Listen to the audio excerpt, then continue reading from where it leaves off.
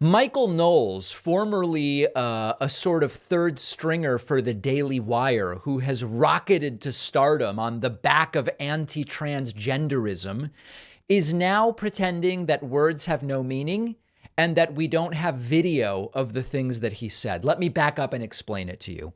The right has started to really be titillated by anti-trans rhetoric. And the wilder that the rhetoric is, the more the right wing cheers and stands and loves it. And we've seen this at CPAC over the last few years. The biggest applause lines at CPAC are anti-trans stuff. When Ted Cruz said, "My pronouns are kiss my ass," the crowd went nuts last year. And similarly, when Michael Knowles recently called for the eradication of transgenderism, the crowd loved it. The problem is that when you talk about the eradication of transgenderism, it's natural to wonder, well, what the hell happens to the transgender people? Are you calling for genocide, or what exactly are you calling for?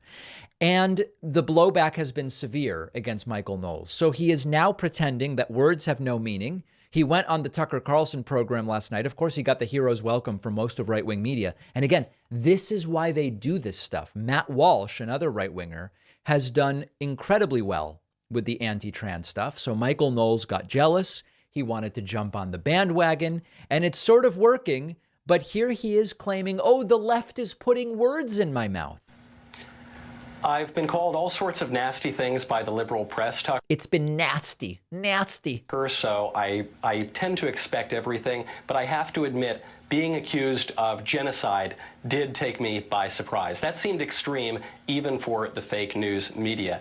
And I think it surprised a lot of lawyers as well. The Daily Beast and the Huffington Post and Rolling Stone and a number of other outlets all spread this lie about me. They just put words into my mouth. They did? I never said. You heard exactly what I said. I said that for the good of these people in particular, so presumably I don't want to murder them.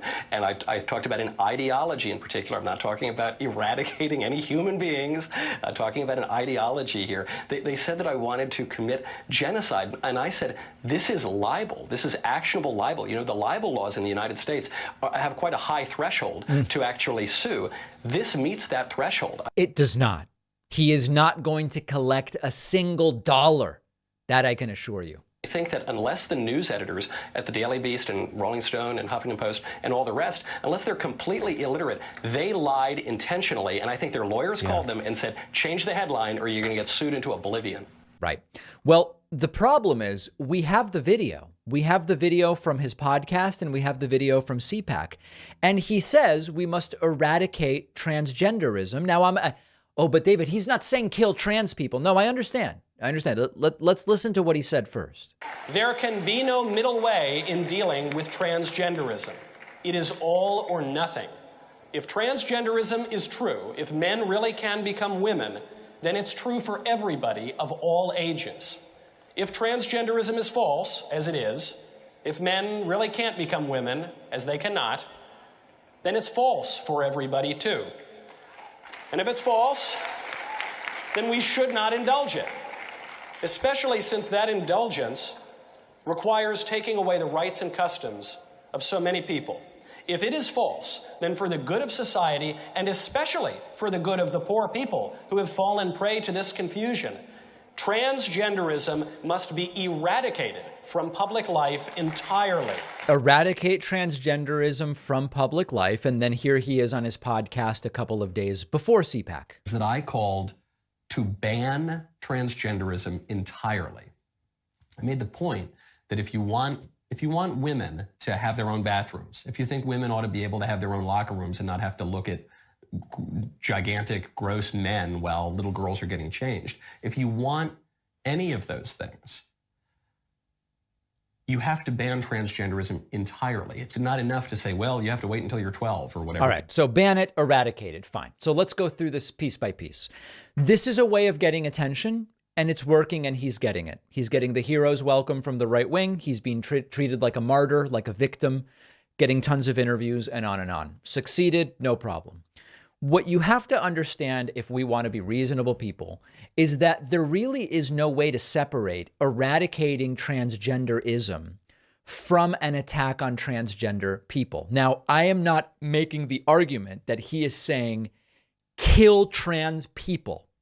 I'm not saying he's saying that, but what you have to understand is there's no practical separation, because if you ban the thing that makes a trans person trans, which means being able to exist in the world with the gender identity that they have determined is right for them, you are eliminating trans people in terms of what their identity is.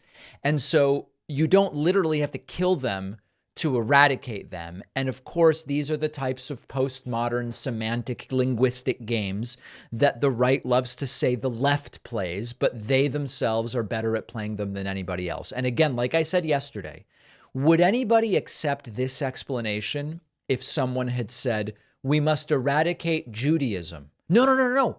I don't want anything to happen to the Jews. Just completely eradicate Judaism. We would all be reacting the same way most of us are reacting to the trans thing, with the exception of some of these loons on the right. So it's working. It's getting him the attention. The question is, what's the end game? And quite frankly, I don't know. But for now, he's getting the hero's welcome on Tucker and elsewhere. And that's exactly what this was intended to do. Did you know that every year 30 million trees are cut down to meet the demand of toilet paper in the United States alone? Here's something really simple you can do to fight climate change a little bit in your home. Our sponsor, Real Paper, makes toilet paper 100% from bamboo stalks, which keep growing forever. No trees are cut down. It's shipped right to your door in plastic-free packaging. It's fluffy. It's soft like regular toilet paper. You're not making any quality sacrifice. And for every box you buy, Real Paper donates to reforestation efforts across America through their partnership with One Tree Planted. So instead of the toilet paper you're currently buying, which cuts down trees and wastes plastic, use Real Paper, actively helping the planet. You can set up a recurring subscription so you're always stocked, or do a one-time purchase. The average American uses 50 pounds of toilet paper or more every year. Make the easy switch to Real Paper. You'll get 30% off your first order plus free shipping. Go to realpaper.com/Pacman and use the code Pacman. The link is down below.